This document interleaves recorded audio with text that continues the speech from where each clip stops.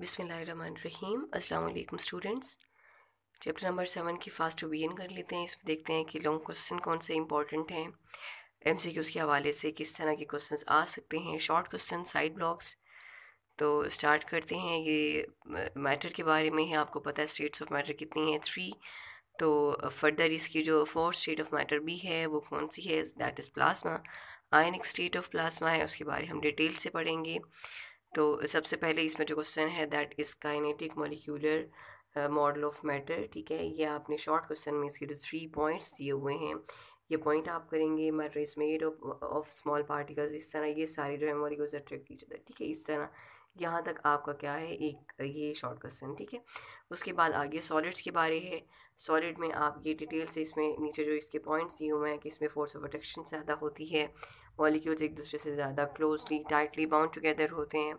इसके बाद आगे लिक्विड्स हैं। लिक्विड्स में आप करेंगे, लिक्विड में एज़ कम्पेयर टू सॉलिड कम होता है डिस्टेंस। ठीक है, इसको आप करेंगे इस तरह के सारा लिक्विड के दिखाए हुए हैं।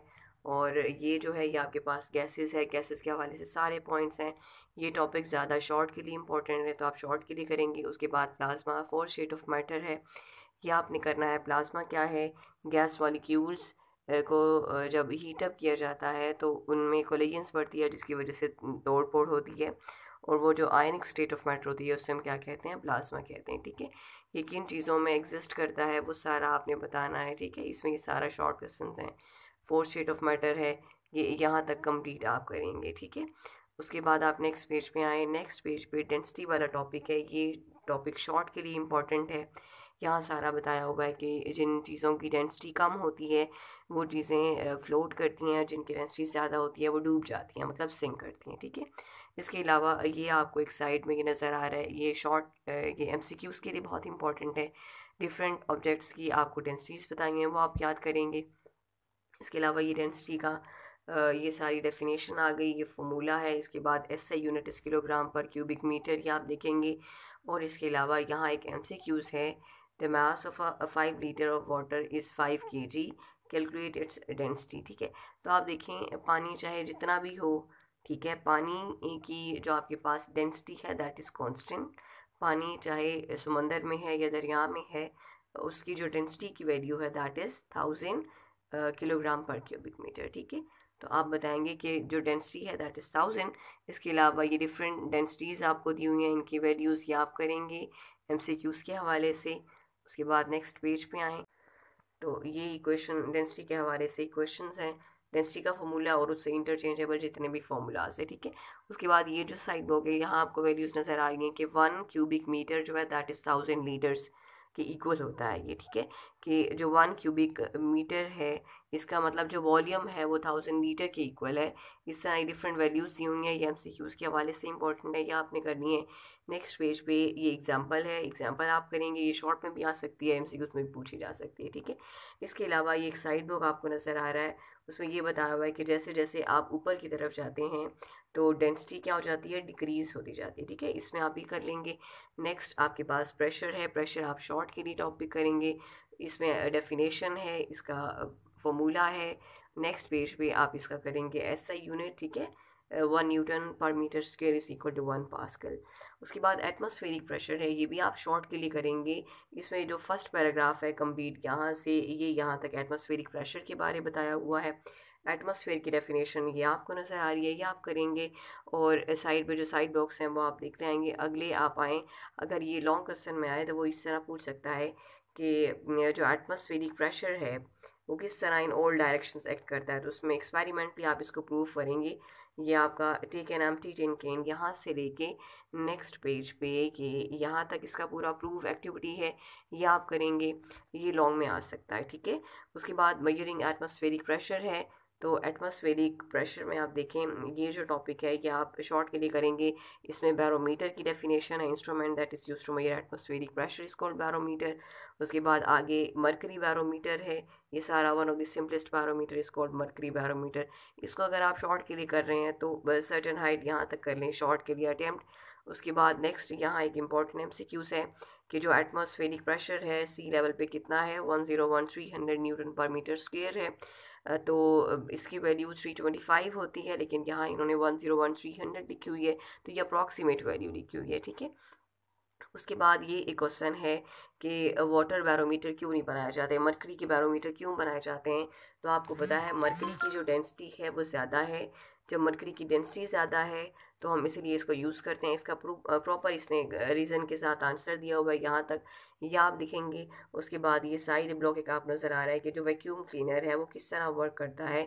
वैक्यूम क्लीनर के अंदर का जो एक बकेट है उसमें प्रेशर लो हो जाता है। जब प्रेशर लो होगा तो हवा बाहर, एटमॉस्फेरिक प्रेशर ज़्यादा है, अंदर लो है, तो हवा बाहर से अंदर की तरफ आती है। ठीक है, ये इसका कंप्लीट प्रिंसिपल दिया हुआ आप करेंगे।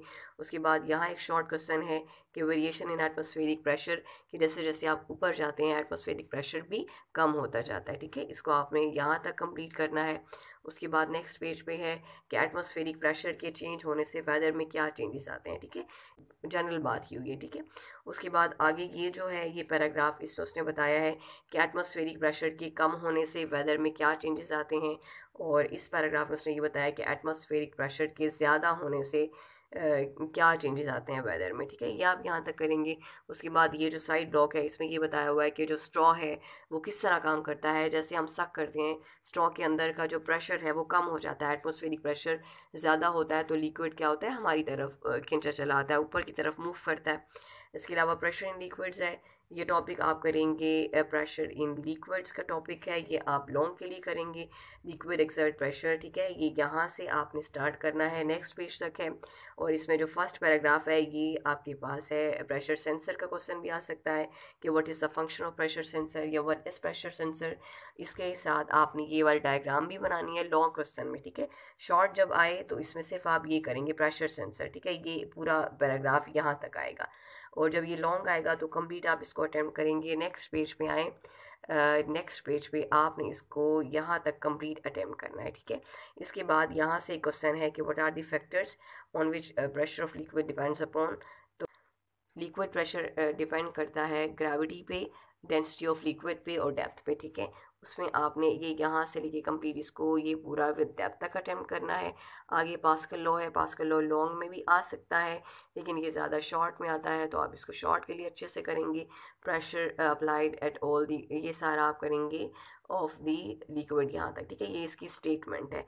स्टेटमेंट के अलावा आप ये साइड ब्लॉक देखें, साइड ब्लॉक में वो ये सिरिंज का बताया हुआ है कि जो सिरिंज में किस तरह लिक्विड ऊपर की तरफ मूव करता है, जिस तरह मैंने आपको स्ट्रॉ का बताया है। जैसे हम सिरिंज को ऊपर की तरफ खींचते हैं, अंदर सिरिंज के अंदर का जो प्रेशर होता है वो क्या हो जाता है, लो हो जाता है एरिया के ज़्यादा होने से। जब प्रेशर अंदर लो होगा तो बाहर ज़्यादा प्रेशर है वो क्या करेगा, सक करेगा थ्रू इट्स नीडल। ठीक हो गया। इसके बाद नेक्स्ट है, यहाँ एक MCQs है कि in general this law hold good for. आप ये बताएंगे कि liquid as well as gases, मतलब फ्लूइड्स के लिए पास्कल लॉ हम यूज़ करते हैं। एप्लीकेशंस हैं, एप्लीकेशंस आपने ये वाली सारी शॉर्ट के लिए करनी है।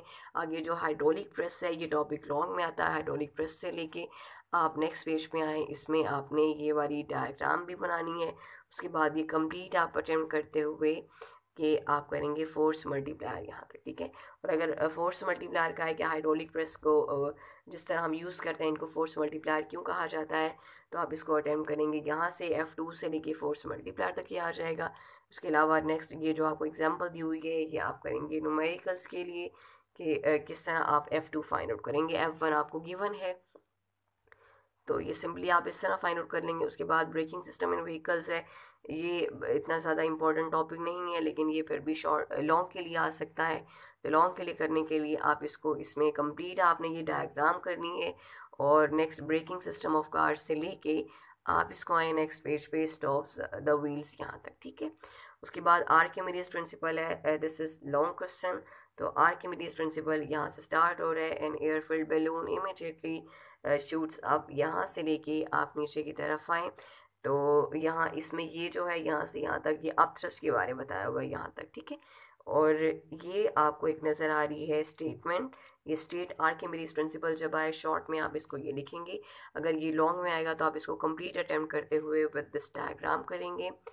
और नेक्स्ट इसकी कंप्लीट यहाँ से कंसीडर से इसकी डेरिवेशन स्टार्ट हो रही है, ये आप करेंगे और इसको आपने अटेम्प्ट करना है कंप्लीट आर्किमिडीज प्रिंसिपल यहाँ तक, ठीक है। और अगर वो ये पूछे कि अपथ्रस्ट फोर्स जो है वो किन फैक्टर्स पे डिपेंड करती है, तो आपने इसको अटेम्प्ट करना है। पहले तो आप लिखोगे अपथ्रस्ट ऑफ लिक्विड जो है that is equal to rho g V, ठीक है।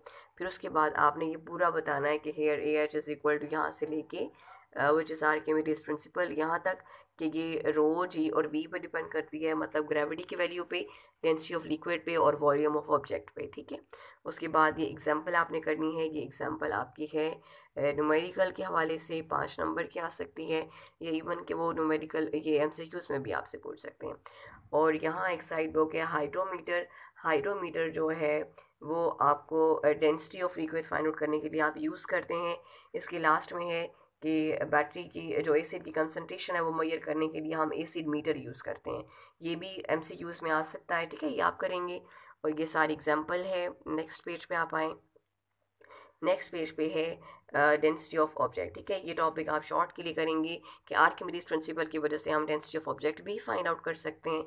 ये कंप्लीट आप करेंगे शॉर्ट में। जब आप करेंगे आपने डेंसिटी ऑफ ऑब्जेक्ट यहाँ से स्टार्ट हो रहा है, ये फॉर्मूला आप लिखेंगे, ये सारा आ जाएगा। और फिर आप बताएंगे we can calculate solid by using this equation, ठीक है। इसमें आप बताएंगे कि W1 क्या है, weight of object in air है, W2 weight of object in liquid है, और जो हम ये रो यूज़ करते हैं, रो हमारे पास उस लिक्विड की डेंसिटी है जिसमें हमने कोई भी ऑब्जेक्ट को डाला है अंदर, ठीक है। और एग्जांपल ये आपके पास एग्जांपल है। एग्जांपल आप करेंगे एमसीक्यूज़ में भी आ सकती है, या जिस तरह आपके न्यूमेरिकल्स हैं उनके लिए। Principle of flotation long question है, इसमें प्रिंसिपल ऑफ फ्लोटेशन यहाँ से स्टार्ट हो रहा है। नेक्स्ट पेज पे ये इसकी स्टेटमेंट जो है ये सारी इसमें स्टेटमेंट, ठीक है। ये एक तो यहाँ एंड हो रहा है। उसके बाद नेक्स्ट पेज पे आप आएँ, शिप्स और सबमरीन वाला टॉपिक है, ये भी सारा रिलेट करता है प्रिंसिपल ऑफ फ्लोटेशन से। तो ये शिप्स और सबमरीन भी इसी उसी टॉपिक में आ जाएंगे। इसको आपने कंप्लीट यहाँ सी वाटर तक अटेंड करना है, ठीक है। ये आपका लॉन्ग क्वेश्चन हो गया। उसके बाद ये जो एग्जांपल है ये आप करेंगे, ठीक है। एग्जांपल के बाद नेक्स्ट आप पेज पे आएँ। इलास्टिसिटी है, इलास्टिसिटी आप शॉर्ट के लिए करेंगे। इसमें इलास्टिसिटी की डेफिनेशन है। इसके अलावा स्ट्रेस क्या है, ठीक है। ये स्ट्रेस की डेफिनेशन फार्मूला, स्ट्रेस और प्रेशर के दरमियान में अगर डिफरेंस आए तो आप बताएंगे कि स्ट्रेस पे जो फोर्स एक्ट कर रही है दैट इज़ डिफॉर्मिंग फोर्स, ठीक है। और प्रेशर पे जो एक्ट कर रही है दैट इज़ सिंपल फोर्स, वो अप्लाइड फोर्स होती है। तो इन दोनों के यूनिट्स क्या हैं, सेम हैं। और आप नेक्स्ट पेज पे आए। नेक्स्ट पेज पे आपके पास स्ट्रेन है। स्ट्रेन आप करेंगे, स्ट्रेन शॉर्ट के लिए है। ये पूरा यहाँ शुरू से लेके यहाँ तक स्ट्रेन की डेफिनेशन है, ठीक है। अब उसने कहा कि टेंसाइल स्ट्रेन क्या है, तो जो लेंथ में चेंज आता है वो टेंसाइल स्ट्रेन है। तो if the stress produces a change in length, यहाँ से लेके आप इसको मार्क करें बिटवीन टू सिमिलर क्वांटिटीज़ यहाँ तक, ठीक है। ये टेंसाइल स्ट्रेन का हो गया। और यहाँ एक और क्वेश्चन आता है कि strain has no SI unit why. तो आप बताएंगे कि जो स्ट्रेन है वो टू सिमिलर क्वांटिटीज़ के दरमियान में एक रेशो है, तो इसका कोई भी ऐसा यूनिट नहीं होता। अगर आप यहाँ से देखें चेंज इन लेंथ का ऐसा यूनिट क्या है, मीटर, ठीक है। और आपके पास जो ओरिजिनल लेंथ है उसका भी ऐसा यूनिट क्या होता है, मीटर होता है। मीटर से मीटर कैंसिल हो जाएगा, तो ऐसा यूनिट इसका कोई भी नहीं है। उसके बाद नेक्स्ट आप आए हुक्स लॉ। हुक्स लॉ आप शॉर्ट के लिए करेंगे। हुक्स लॉ में आपने ये सारा करना है, इसका ब्लॉक करना है। उसके बाद ये इसकी एप्लीकेशन सारी दी हुई हैं कि स्ट्रेस डायरेक्टली प्रोपोर्शनल है स्ट्रेन के, ठीक है। Constant is equal to this. अगर इस कांस्टेंट का ऐसा यूनिट पूछा जाए तो इसका ऐसा यूनिट भी क्या होगा, न्यूटन पर मीटर स्क्वायर होगा, क्योंकि आपको पता है ऊपर स्ट्रेस है, स्ट्रेस का ऐसा यूनिट न्यूटन पर मीटर स्क्वायर है, और स्ट्रेन का कोई भी ऐसा यूनिट नहीं होता, ठीक है। इसके अलावा नेक्स्ट आप देखें कि Hooke's law is applicable to all kind of deformations, मतलब इसमें सॉलिड, लिक्विड और गैसेस सारे आ जाएंगे। तो ये क्वेश्चन यहाँ आता है कि जो हुक्स लॉ है वो कहाँ कहाँ एप्लीकेबल है, सॉलिड, लिक्विड, गैसेस हर किसी में एप्लीकेबल है। नेक्स्ट आपका है कि लिमिट, ये इलास्टिक लिमिट के बारे में क्वेश्चन है कि इलास्टिक लिमिट क्या है। It is a limit with in which body recovers, यहाँ से लेके आप इसको मार्क करेंगे पूरा स्ट्रेसेस रिमूव यहाँ तक कि अगर आपके पास कोई चीज़ है आप उसको स्ट्रेच करते जा रहे हैं, इतना आपने खींच लिया कि अब आपको पता है ये टूट जाएगी, वो लिमिट जब आपको लगे कि ये अब ये टूट जाएगी, उस लिमिट को क्या कहते हैं, इलास्टिक लिमिट। अगर उससे ज़्यादा हम किसी बॉडी को स्ट्रेच करेंगे तो वो अपनी पहली पोजीशन में वापस नहीं आती, ठीक है। ये इलास्टिक लिमिट हो गया। उसके बाद Young's modulus important long question है इस चैप्टर का, ये आप कंप्लीट कंसीडर से लेके अगर शॉर्ट में आएगा तो ये इसका पिंग ब्लॉक लिखेंगे विद दिस फॉर्मूला, ठीक है। और इसका जो एसआई यूनिट है वो स्ट्रेस का जो एसआई यूनिट है वही है, दैट इज़ न्यूटन पर मीटर स्क्वायर, ठीक है। और आप इसको कंप्लीट ये देखें यंग्स मॉडुलस का ऐसे यूनिट भी उसने लिख दिया है, न्यूटन पर मीटर स्क्वायर है। इसको आपने कंप्लीट यहाँ तक अटेम्प्ट करना है, और ये आपके पास जो वैल्यूज़ हैं ये आपने MCQs के लिए करनी है। नेक्स्ट एग्जांपल देखें, ये बहुत ही इंपॉर्टेंट एग्जांपल है, आप इसको अटेम्प्ट करेंगे। नेक्स्ट पेज पे ये यहाँ तक है, ठीक है। आगे एक्सरसाइज आप देख लें, इसके की पॉइंट्स हैं, ये लाजमी पढ़ा करें, इसमें बहुत सी ऐसी बातें होती हैं जो आपके लिए बेनिफिशियल हो सकती हैं। उसके बाद नेक्स्ट है, in which of the following state molecule do not leave their position. आपको पता है सॉलिड में पोजीशन को वो लीव नहीं करते। उसके बाद है विच of the substance is lightest one. तो यहाँ जो लाइटेस्ट वन है दैट इज एल्यूमिनियम। एल्यूमिनियम की डेंसिटी 2700 है, ठीक है। अगर यहाँ हैवीएस्ट वन का आए तो वो मरकरी होगा, मरकरी की डेंसिटी इन चारों में से ज़्यादा है, ठीक है। SI unit of pressure is pascal. आपको पता है पास्कल 1 न्यूटन पर मीटर स्क्वायर के इक्वल है। और what should be approximate length of glass tube to construct a water barometer. Water barometer के लिए 11 मीटर है। अगर यहाँ मरकरी बैरोमीटर का क्वेश्चन आए तो उसके लिए क्या है, दैट इज़ 1 मीटर, ठीक है। और नेक्स्ट आप देखें, according to Archimedes principle, upthrust is equal to, आपको पता है weight of the liquid it displaces, ठीक है। तो जितना उसने डिस्प्लेस किया उसके वेट के इक्वल आ गई। और नेक्स्ट आप देखें, density of substance can be found with the help of, अभी हमने डेंसिटी ऑफ ऑब्जेक्ट में पढ़ा था, आर्किमिडीज प्रिंसिपल की वजह से हम फाइंड आउट कर सकते हैं। उसके बाद नेक्स्ट MCQs देखें, अकॉर्डिंग टू हुक्स लॉ, आपको पता है stress over strain is equal to constant. Next आप देखें, उससे कहा ये इस ग्राफ को देखते हुए आप इनको आंसर करें, कि इन ग्राफ को देखते हुए इन MCQs का आंसर दें। तो which graph does not obey Hooke's law. आपको पता है हुक्स लॉ में आपने पढ़ा कि stress is directly proportional to strain, कि स्ट्रेस के अप्लाई करने से उसमें स्ट्रेन प्रोड्यूस हो। लेकिन आप देख रहे हैं कि ये जो C वाला ग्राफ है इसमें स्ट्रेस तो अप्लाई मतलब फोर्स तो अप्लाई हो रही है, लेकिन उसमें कोई भी चेंज इन लेंथ नहीं आ रहा, उसका जो x है वो सेम का सेम है, ठीक है। तो आप बताएंगे कि जो C वाला है that is not obey Hooke's law, ठीक है। नेक्स्ट है कि which graph give smallest value. तो आपको पता है स्मॉलेस्ट वैल्यू कब देता है, आपने पढ़ा कि k is equal to F/x, ठीक है। तो k की वैल्यू स्मॉल कब होगी, जब फोर्स कम हो और x हमारे पास ज़्यादा हो, ठीक है। तो आप देखें कौन सा ग्राफ है जो फोर्स कम है और x ज़्यादा। अगर आप ये ग्राफ देखें, इसमें देखें x ऊपर की तरफ ज़्यादा बढ़ रहा है लेकिन फोर्स क्या है, कम है। तो ये जो D ग्राफ है दैट इज़ टेलिंग अस के k की स्मॉलेस्ट वैल्यू है, ठीक है। उसके बाद which graph gives the largest value. तो लार्जेस्ट वैल्यू कब होगी, जब हमारे पास फोर्स ज़्यादा हो, ठीक है, और हमारे पास जो x है वो कम हो, ठीक है। तो अब ये ग्राफ अब देखें, फोर्स कौन से ग्राफ में ज़्यादा है और x कम है। ए वाले ग्राफ में फोर्स ज़्यादा बढ़ रही है, x कम है। तो आप बताएंगे कि जो ए ग्राफ है वो हमें बता रहा है कि स्प्रिंग कांस्टेंट की वैल्यू ज़्यादा है। उसके बाद क्वेश्चंस हैं, आपको मार्क करवा दिए हैं। अगर क्वेश्चन से रिलेटेड आपको कोई भी क्वेश्चन पूछना है तो आप पूछ सकते हैं, मार्क करवाने वाले मार्क भी करवा दिए थे। और न्यूमेरिकल्स आप देखें, न्यूमेरिकल्स ये सारे आपने करने हैं, न्यूमेरिकल्स इंपॉर्टेंट हैं। 7.2 आप देखें इंपॉर्टेंट है। इसके अलावा नेक्स्ट पेज पे आप आएँ, 7.4 है इम्पॉर्टेंट, ठीक है, 5 बहुत बार रिपीट हो चुका है, और 7.6 है, ये भी कई बार रिपीट हो चुका है। इसके अलावा अगर आप देखें कि ये वाला जो है 7.12, ये भी बहुत इंपॉर्टेंट आपका न्यूमेरिकल है, ठीक है। Regarding this chapter if you have any question then ask to me. Thank you so much. अल्लाह हाफिज़।